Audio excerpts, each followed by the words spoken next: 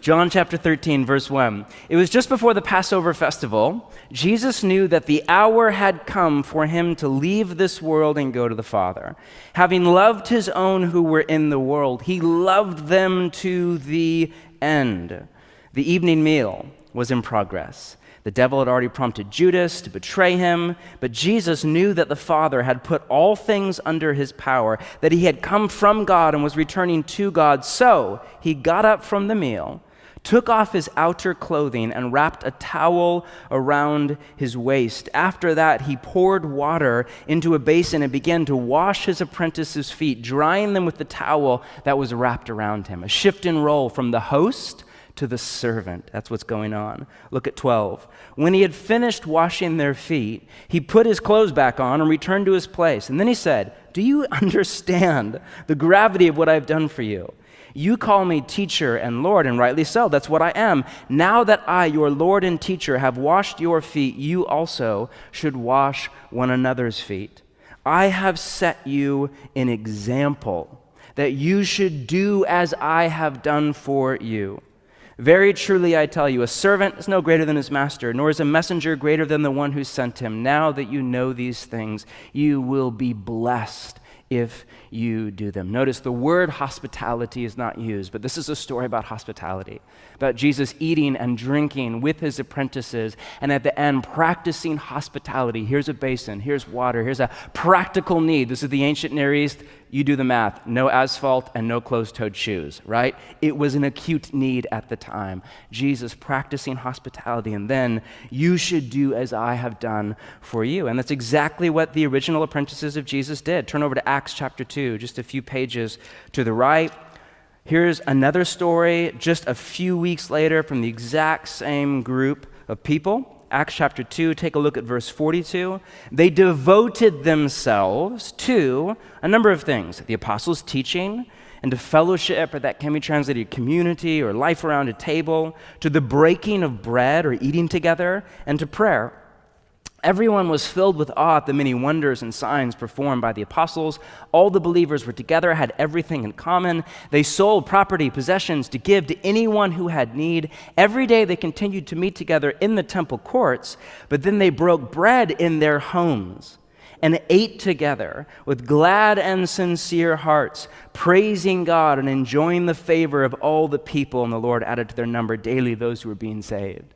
Notice that in that synopsis of the original church, the one practice that is repeated, not once, not twice, but 3 times, is eating together. 42, to the breaking of bread. 46, every day they continued to break bread. And 46 as well, ate together with glad and sincere hearts. This is 1,500 years before Gutenberg. It's 2 millennia before Bill Gates and Microsoft Word. If you want to emphasize a point, you don't have italics or underline or bold or a highlighter as an option. You have one option and one option only. You repeat it.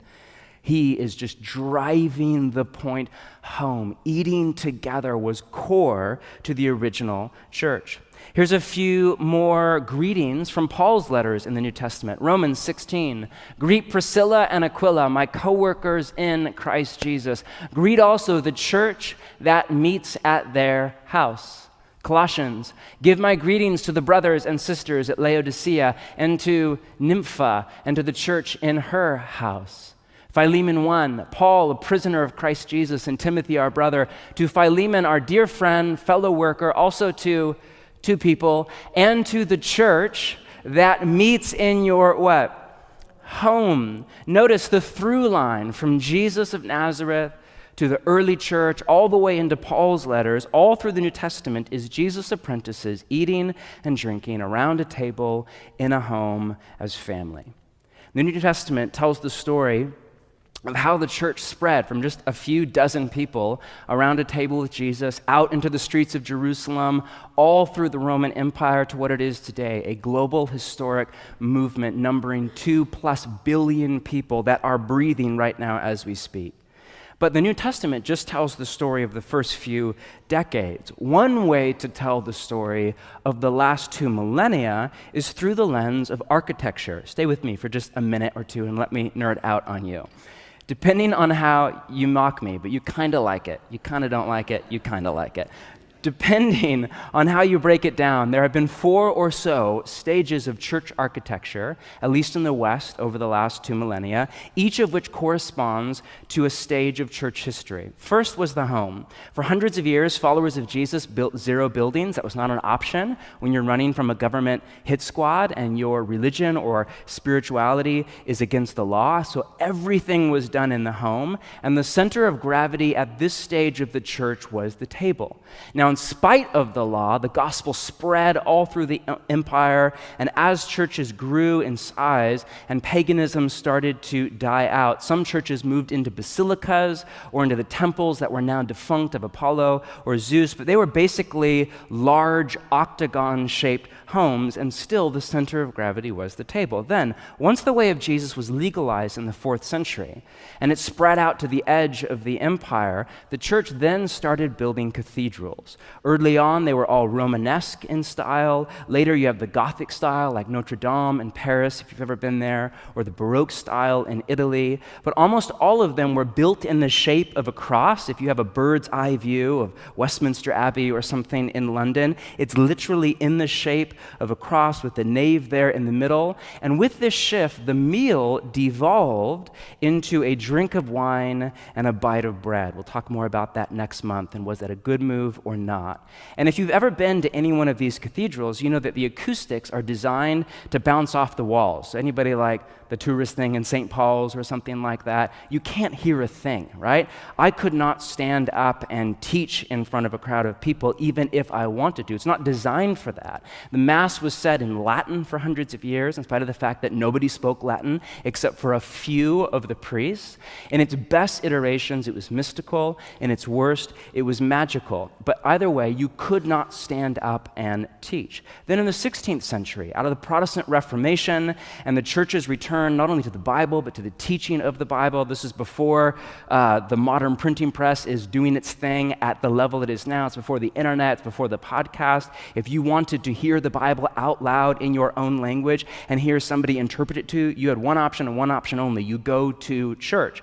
And there was somebody up there preaching the gospel or teaching the Bible to you. And so architecture evolved to the colonial style church, which is essentially a box, a rectangle-shaped box. They come in all shapes and sizes. Most of these in the U.S. are on the East Coast because they're a bit older now. And so you have like high-end Presbyterian and Episcopalian churches like this in New York. Presbyterians and Episcopalians have all the money. If somebody had told me when I was in seminary, like, become an Episcopalian, where were you? Where were you? But what can I say? Have all the money and fantastic taste in architecture. From that all the way down to a stripped-down country church, or think of the Shaker Church that is basically a barn with a steeple on top. And it was a preaching box. It was a box that was designed for basically 2 things, what I'm doing right now, and then it doubled as a community center, both for the church and for the town. And at that point, the center of gravity shifted from the altar to the pulpit. And there was a redesign in church after church, from the altar in the middle to the pulpit up high. Then, around the turn of the last century, and it's complex here, and again, I'm not a sociologist, I don't claim to get it all, but at least at the same time as the rise of entertainment culture, due to technology such as radio, and then later TV and film, due to urbanization, where people now were all crowded together in a city and would go out on the town in search of something to do, around the same time, music started to play a much larger role in the church in the West. Now, worship by singing has always been around since before the time of Christ. That's not new at all. I'll read you a quote in just a minute. But the emphasis on worship by singing, and the kind of worship by singing with a pipe organ and a choir, which again we think of as old school, but actually in the stream of church history is a new idea. Plus, at the same time, we protesters or Protestants started to spend more money on church buildings again, and the church evolved to a theater style, which is what we're in right now. A stage, a built-in pipe organ. This building is actually a great example of it. Look around you. We think of it as a church because of the stained glass, and it kind of is, but really, from a functional level, this is a theater. There's a stage. Notice it's sloped up so that you can see onto the stage, not just hear me, but see me. That's a little creepy. There's a pipe organ there, there's a piano. The whole thing is designed to project music and preaching out to you. And at this point, the center of gravity shifted from the pulpit to the stage itself. And this is still the dominant style. Even if you go to, say, the quintessential suburban megachurch and a converted warehouse with a giant parking lot out front, we think of that as a different style of architecture. That's just a larger, less cool version of this building. It's still rows facing a stage that is designed for speaking and for music. Now again, don't misread me. I'm not moralizing any of this or good at bad. I'm just doing my best to tell you the story. My point is, with each shift, there are things about the modern church that we assume are normal, such as a theater, such as hundreds of people facing a stage, that were not always normal. And that's not necessarily a bad thing, but it's telling that the original architecture of the church, at least until the 4th century, far beyond that in certain parts of Europe, and still to this day in China and other places where the gospel is still illegal, the original architecture was a table and a home. And that says something about what the church at its core is. Most of you know that the word Christian is used a meager 3 times in the writings of the New Testament.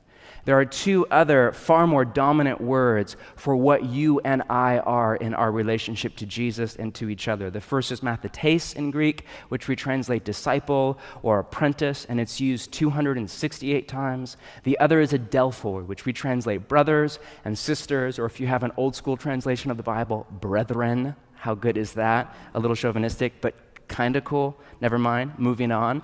It's used upwards of 350 times. This goes all the way back to Jesus himself, who called his apprentices his adelphoi, or his brothers and his sisters and his family. Said things like this: whoever does the will of God is my brother and sister and mother, is my family. Or things like this: he took bread, he gave thanks, and he broke it, and he gave it to them, saying this meal. And at the time, it was a meal, not a cracker and a sip of juice. It was a meal. Is my body given for you? Do this. Do what? Eat and drink in remembrance of me. What we call church is, by definition, apprentices of Jesus who live as a family. So it comes as no surprise that the original architecture of the church was a table and a home. In fact, the weekly gathering itself, which was on a Sunday night, because Sunday was a work day in the Roman world, itself was a meal.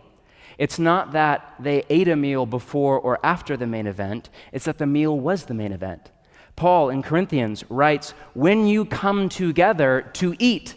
When you come together, he means for your Sunday gathering. And notice he does not say to sing or to listen to John Mark talk at you or whatever. He says when you come together to eat. In fact, the original apprentices of Jesus even had a name for the weekly gathering. Do you know what it was?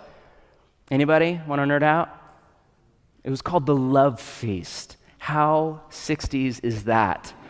Right? The Love Feast, or in Greek, the Agape Feast. Tertullian, a bishop, 2nd century, as well as a theologian, writes this about his church's weekly gathering, quote, our feast explains itself by its name. The Greeks call it agape.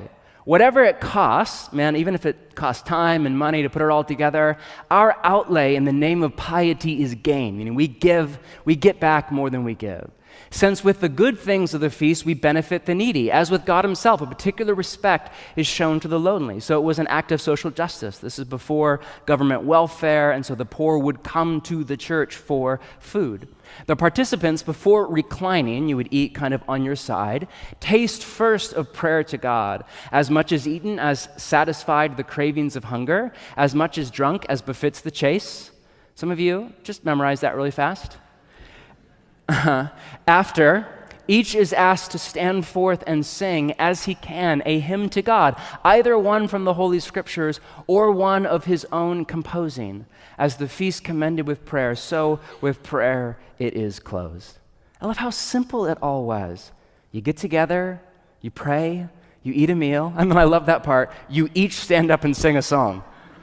We're so doing this Tuesday night with my community. Like, Pam, you're up next. Is this an original or Hillsong, Bethel, or you? Like what? I love it. And then you pray again. Now we have other writings about teaching and prophecy and healing, and there was more, I'm sure. My point is, this is it.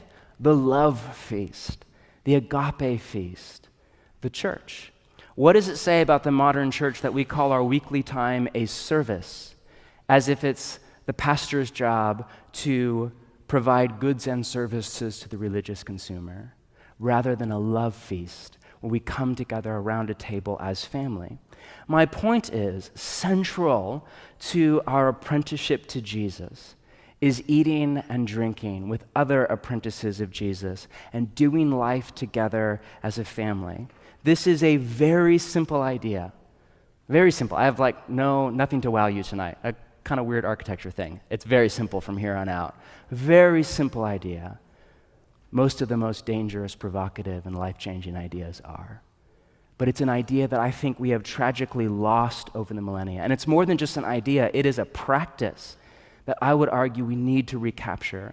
Over the last few centuries, at least in the West, in spite of our stage and our stained glass and our sound system and all of the professionalism, and I'm not against any of that at all, we have watched our society drift away from God into secularism. And I can't help but wonder if one subplot in the much larger and complex story of secularization is that we have lost sight of this practice. After all, the words communion and community and companion all come from the same Latin root, cum, meaning together, and panis, meaning bread. That's what community is. That's what a companion is, somebody that you break bread together with. Meals do that. Meals catalyze community. They take friendship and they turn it into family. Without that tie, the ties that bind us grow weak in a secular society. As Leonard Sweet, in his book From Table to Tablet, about the shift in society, he said this: an untabled faith is an unstable faith. I love that. A lot of followers of Jesus in the West have an untabled faith. Meaning it's a faith where eating and drinking around a table with other followers of Jesus is not a core practice. An untabled faith is an unstable faith. A neglect of the table in our churches is echoed in our families and communities. He's right. This is not just a lost art in the church, but in society as a whole. There was a fun read in The Atlantic, I'm sure a few of you caught it a while back, called The Importance of Eating Together, that summarized all the recent statistical data that all points to the exact same conclusion. There is a direct corollary between how many times a family eats together each week and how the children do in all sorts of areas, from academic performance to obesity to everything in between. For example, children and families that don't regularly eat together are 40% more likely to be obese, as well as at risk for teenage pregnancy, drug and alcohol abuse, depression, anxiety, whereas children and families that eat together and on a regular basis have lower rates of all of the above, higher graduation rates, have better relationship with mom and dad. Some mental health professionals are going so far as to say the solution for well-being is simple: eat together as a family. We'll talk more about that next week. Some recent neurobiology that basically says the happiest human beings ever are is around a table with family and friends. The only way to improve upon that level of happiness is to do it outside, which is kind of good news for July, kind of bad news for Portland, but we'll take what we can get. And yet, the Norman Rockwell image of the family around a table is hopelessly out of date. Divorce is the new normal for over half of all couples. You have the redefinition of family and marriage and sexuality and now even gender over the last just few decades. It's mind-bending. Most families, in particular in a city, traditional or modern, can't afford to live on one income anymore, so there's no partner to stay home and prep dinner or whatever it is. Again, not moralizing this, just tell the story. Most parents don't even know how to cook anymore. The average American family, this is crazy, now spends the same amount on fast food as they do on groceries every month. The average American eats one out of five meals in the car, literally on the go, which Michael Pollan in his book Cooked points out as a problem, because when we eat out, we usually don't eat nearly as healthy as when we eat at home, and so you have skyrocketing rates of unhealth and obesity, which leads to a recent stat that listen to this, only 17% of American families regularly sit down for a meal. Over half of them do it over TV, And when they do eat together, this was crazy to me. One study, really recent study, said that the average mealtime 60 years ago was an hour and a half. Now it's down to 12 minutes. We're like, well, yeah, Homeland is on. I need to get to it or whatever. And the family is the building block of society. So it comes as no surprise that we see this trend across the board. In society as a whole, read another stat recently, over the last 3 decades, there's been a 45% decline in hospitality in the US. An open home, come on over, neighbor, friend, family member, whatever, cut in half. As a result, we live in a world full of lonely people. As Mother Teresa said, loneliness is the leprosy of the modern world. But before we boast that the church is the solution to the problem of loneliness in the West, and I actually believe that it is, but before we start to brag and get all into that, we have to remember that we come to the church as we are. It's the beauty of Jesus. He meets us where we are, not where we should be.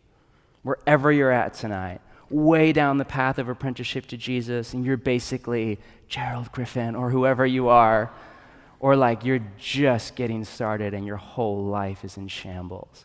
Jesus meets you where you are, not where you should be, and says, let us walk together. Here's the next step. Here's the next step, one day at a time. That's beautiful, but the flip side to that is when we come in here, we come as we are. We don't edit who we are. We come good, bad, and ugly, and we drag all of our loneliness, our lonely people all around you, all of the emotional baggage from our family of origin, all of the pain of that divorce or that father wound or whatever, all of our hurry, all of our workaholism, all of our addiction. We drag all of that into our life together, and we come here for healing from Jesus. Remember that word salvation in the New Testament can also be translated healing. In fact, we read 2 English words all through the New Testament. Somebody was saved or somebody was healed. This is the exact same Greek word. There's no difference. Think of the Latin. Salvation comes from the Latin salve, which is the ointment that you put on a burn or a wound. Salvation is, by definition, healing of your whole soul from the inside out through your body, to your social sphere, to the city, to the world itself, in the end, at the return of Jesus, to the cosmos. Like that is, it's the healing of the soul. That is salvation. And I can't think of a better practice to partner with Jesus to heal the soul of the church in the West, and maybe even at least pitch into the West itself than eating and drinking. After all, at the center of this practice is love. Remember that in the New Testament, a synonym for eating and drinking is hospitality. And if you were here last week, just to remind you, that word hospitality in Greek, the language of the New Testament, is philoxenia. It's a compound word from this root word philo, which is one of 3 Greek words for love. And it's more specifically the kind of love between a brother and a sister or a mom and a dad. It's family love. Think of the birthplace of our nation, Philadelphia, or the city of brotherly love, named after the ancient Greek city that we read about in Revelation 2, Philadelphia. It literally means the city of brotherly love, or it can also be translated sisterly love. Love is what hospitality is all about. And this is at the very center of the way of Jesus. Jesus said the most important command in all of the library of Scripture is to love God with all your heart, soul, mind, and strength, and then to love your neighbor as yourself. The end of his life, just before his death, he said, a new command I give you, 3 words, love one another. And then he sat down for a meal, and then he picked up a towel. We all dig this idea of love, but love is messy and time-consuming and a bit of a pain and inconvenient. And so it's easy to turn love into this sappy kind of sentimental idea, whether like this political idea of equality and tolerance, or the hallmarky kind of feeling, I love you, rather than a practice. But in the teachings of Jesus and the writings in the New Testament, love isn't a feeling as much as it's an action. Even more than that, it is a fundamental disposition of the heart, where your heart, the fulcrum of your desire and your will, you will the good of another ahead of your own, no matter the cost to yourself. That is love as defined by Jesus of Nazareth and the writers of the Bible. And not only is hospitality, or philoxenia, love of the stranger, not only is it an expression of love, it is one of the most tangible, concrete, flesh and blood expressions of love there is. Here's a meal, here's a cup of coffee, here's a Swedish cake, or whatever your thing is. Here's a couch and a blanket. Here's a guest bedroom to spend the night. Here's relationship. Here's a listening ear. It is a tangible way to love one another. It's one of the best ways we have to love one another. Again, Rosaria Butterfield, who coined that phrase we love, radically ordinary hospitality. And I love that just because this is so ordinary. Everything that we're talking about this summer is so, like, you do this, you eat multiple times a day and multiple times a week, but yet it's so radical at the same time. Has this to say about how hospitality isn't just for those outside the church, but first and foremost for those inside. She writes this: God calls Christians to practice hospitality in order to build loving Christian communities. That's how you do it. To build nightly table fellowship. Notice, nightly, not even weekly, with fellow image bearers, to ease the pain of orphanhood, widowhood, and prison. The gospel call that renders strangers into neighbors, into family of God, is all pretty straight up when you read the Bible, especially the book of Acts. And it requires both hosts and guests, not just one or the other, as giving and receiving are good and sacred and connect people and communities in important ways. Meaning what? Meaning this has to start inside our church long before it has the potential to spread outside to our city. I think of Paul's line to the church in Galatia: as we have opportunity, let us do good to all people. Let's love everybody, especially to those who belong to the family of believers. Or Romans 13, that line, again, from last month: practice hospitality, one of the many commands in the New Testament to follow Jesus' example and love people through the practice of hospitality. In context, that in Romans 13 is all about life together in the family of God. And notice that practice hospitality, it's a verb with no direct object, meaning it's to anybody and it's to everybody, inside the church, outside the church. Forget the line between the two. After all, the end goal of our apprenticeship to Jesus is not just to love people and practice hospitality. It's to, from the inside out, become loving people and become hospitable people. Does that make sense? There's a difference between the act of, I really can't stand my boss, but love him in Jesus' name, which is great. Start there. Start there. But there's a difference between that and you have been transformed and your interior world has been terraformed by the Spirit of Jesus through your partnership, through practice, or the spiritual disciplines are all about, and life and community, where you have become a loving person and therefore a hospitable person. The two, in my mind, are wrapped up together. We, of course, need to hear this, because there are lonely people all around you, to your right and to your left. A lot of you are here and you're thinking, I am the lonely man or woman. Again, we're the first adult generation. That's the byproduct of widespread divorce. We're in a city where so many people are transplants. It's bizarre when I meet somebody who grew up in the city. Wait, what? You actually grew up here? You're like a unicorn or something in our city. Due to that and so many other factors, there are orphans, real and imagined, all around you. There are widows and widowers all around you. Despite our Sunday best, there are people here tonight, my guess is, who don't have enough money to cover rent or to buy groceries this week, all around you. But there are also brothers and sisters and mothers and fathers and people with a home or apartment and extra food in the fridge, all around you too. And Jesus' call on all of his apprentices, on you and on me, is to follow his example, to love via the practice of hospitality, to live as family, to become from the inside out pervaded and permeated by the love of God, which means to become hospitable people who welcome people to our table, even if it's a tiny little IKEA one in a really ghetto dorm apartment. You do your thing, ramen in the name of Jesus, whatever it is. It's about who you become. It's about the heart posture and the practice, the way of life.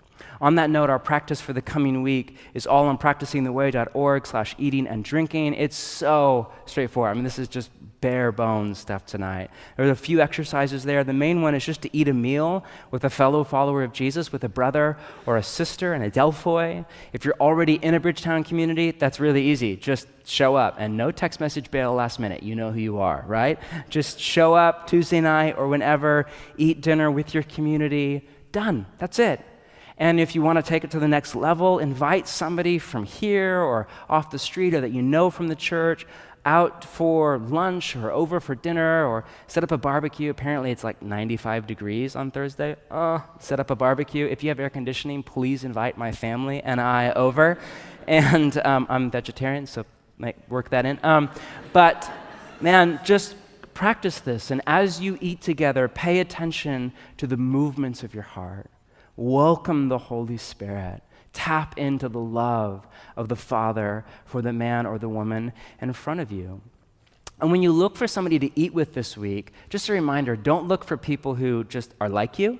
Like attracts like is the law of the universe. And so normally when you meet somebody, you're like, I like this person. It's because they dress kind of like you, and they're kind of same stage of life as you, and they kind of, voted for the right person like you did. And, whatever it is, and you think, man, you remind me of me. I really like you. Like, I like you a lot, right? And so we're so in love with ourselves. And that's not all bad, but don't just look for people who are like you. Families, I just want to say a word here, pastoral word. Families, look for single people to invite into your life together. Particular single people don't have family in town, or don't have family who follow Jesus, or who have some kind of a wound from that. Single people, listen, your turn. Look for families. I think that there is a wedge between single people and families in the church that I think is alive from the pit of hell itself. I think so many single people feel like they are not wanted by families, which is not true. If you walk in and you're single and you're somewhere between the age of, 16 and 30, you are like a demigod to an 8-year-old or whatever. Just single man, single woman, let's play, right? It's just, there's some sociological, psychological thing I don't get, but it's a thing. Trust me, it's a thing. And a lot of parents or families are lonely. A lot of full-time parents in particular who feel imprisoned in the living room with Johnny or whatever it is, and are dying for more relationship, but just feel like, I would never invite a single person over. We're not cool. Our house is a mess. Johnny is 3, enough said, whatever it is. And we need each other. Single people need families. Families need single people. It's about giving and receiving. Remember, if you follow Jesus, you come to a home, you are both host and guest. Remember that idea. You don't just come to receive, you come to give. You're not a lost cause or a charity. You come as an ambassador of the kingdom of heaven, and as a conduit of the love of the Father and the Son and the Spirit, whether you open the door from the inside or the outside.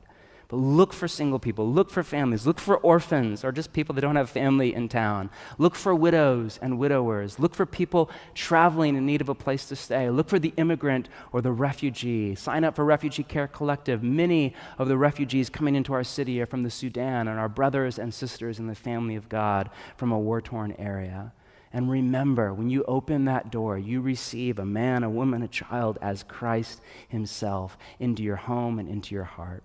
That's basically it. We have a few other exercises that are a bit more imaginative, to reimagine your table as a place of family, and imagine your home as a place of hospitality. A ton of you are way down the road on this, but for some of us, it's brand new territory, especially if, like me, you grew up in a suburban setting or in a white majority culture. We just have so much to learn from other cultures around the world and even in our own country. I think of the difference between the Spanish maxim, mi casa es su casa, and the Anglo maxim, a man's home is his castle. One of those is a bit more Jesus-y than the other, right? I'll let you do the math on which one is more Jesus-y than the other. My point is, some of us, for me, for my wife, this was a quick jump for her and her family of origin. For me, and my family's over here, my family's amazing. But this was a long, slow road. This was a reimagination and a reorientation for me to hospitality as central, not on the margins, but central to the way of Jesus. To end, let's circle back just to a little bit more on architecture, and we'll end here. The sociologist Robert Putnam of Harvard University, in his landmark book, which is a decade old now, but it's still a seminal work on the decline of community in America. It's called Bowling Alone, and he writes about the decline of community across our society, not just in the church through secularization, but in the bowling league, which I'm fine with that. Some things should die. In the Elks Lodge, like whatever it is, in the Masonic Temple, like you just see the decline of community across the Western world. And he writes about there's an architectural shift at the same time that points to this in our society. It's the shift from building homes with front porches and living rooms all in the front of the home and the center of the living room being the coffee table, to now, for decades now, building homes with back decks where the center of the living area is the back of the house and the center of the room is not the coffee table but the entertainment console. So homes were literally designed a few generations ago, drive through the east side, for you to sit out on the front porch with your coffee. Oh, Bob's home from work. Oh, Sarah's out walking the dog. Oh, Johnny got loose again. What, Johnny, the child got loose? I was thinking a dog, but then it was not really a dog name. Fido got loose again, whatever. Children, dog, it's all pretty similar. Whatever. It's designed for you to live with other people, a front room with one large window facing the street. Oh, so-and-so's home. Oh, come on in. Nowadays, you walk through a new neighborhood, you can't even tell if somebody's home or not because all of the lights are in the back of the house. You're like, is that like a keep the burglar away light in the back, or is that so-and-so's home? And it's no longer about the coffee table or hospitality or family or community. The family's practically a lost cause. It's about the entertainment. It's about escape into the endless cornucopia of Netflix and Wi-Fi. All that to say, to live the way of Jesus, to live around a table in a home as family, you're swimming against the tide of all of our society. Literally, architecture itself is against you. Your entryway is against you, unless if you have a cool old home on the east side. And yet, this is the way forward to the healing of our society. Jean Vanier, who I just have so much respect for, the founder of L'Arche, intentional communities now all over the world, writes this: in years to come, we are going to need many small communities which will welcome lost and lonely people, offering them a new form of family and a sense of belonging. In the past, Christians who wanted to follow Jesus opened hospitals and schools. Now there are so many of these, Christians must commit themselves to the new communities of welcome, to live with people who have no other family, and to show them that they are loved and can grow to greater freedom, and that they in turn can love and give life to others. How good is that? If your community's in a rough spot, just write that out and read it before your weekly meal. That's what it's all about. By the way, he said that in his beautiful book, Community and Growth, which was published in 1979, upwards of 40 years ago. The time has come for new communities of welcome, to live with people who have no other family. So to end, just want to invite you, to all of you that are already in a Bridgetown community, which is I think about 70% of you, or already doing life in this way in some other structure, but with other followers of Jesus around a table on a regular basis, I just want to say, well done. That's it. Just don't give up. I think of that line in Galatians. Do not grow weary in well-doing. In due season you will reap a harvest if you do not faint. Been living in community now for just about 10 years. And over the last decade, same group of people, highs, lows, fun seasons, not fun seasons.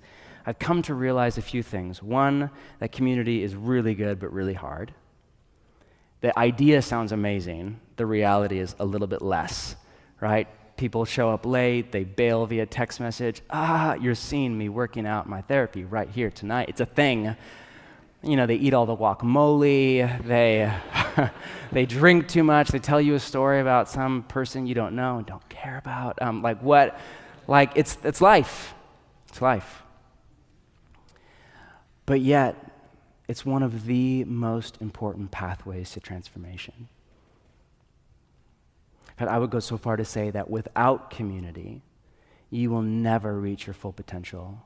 You will never grow and mature into the vision of who God made you to be in the beginning.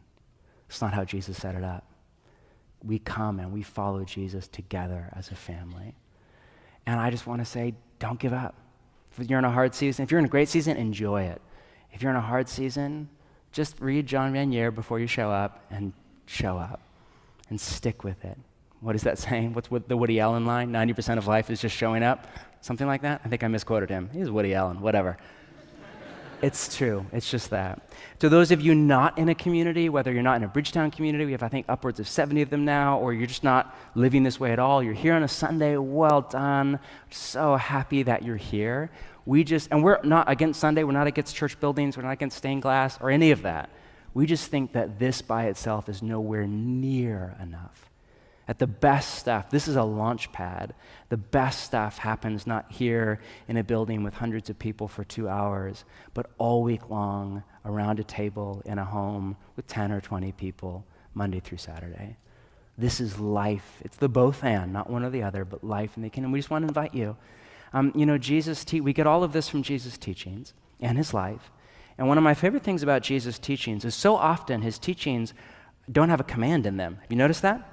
So often there's no command. He just tells stories about the way life actually works best.